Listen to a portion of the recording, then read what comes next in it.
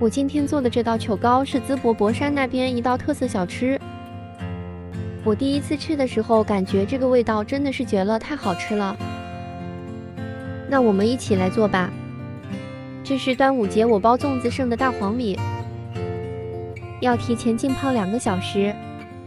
记得这不是小米哦，是大黄米，非常黏糯的那种。把它倒进锅内，加入多一点的水。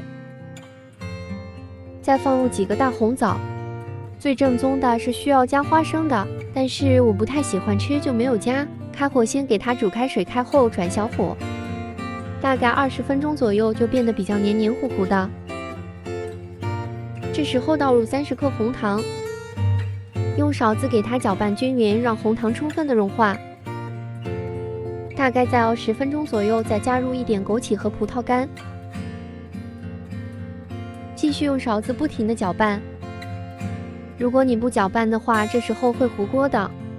大概再煮5分钟左右，变得比较粘稠，我们就可以盛出来了。提前泡米会缩短煮制的时间，所以我们很快就把它做好了。我忍不住了，还是先来吃吧。此时此刻，我无法用语言来形容它做好吃，只有一句话，就是晚了个亲娘嘞，怎么这么好吃啊？如果之前你没有吃过的，可以自己在家里试试这个做法，真的是太好吃了。唯有美食与你不可辜负。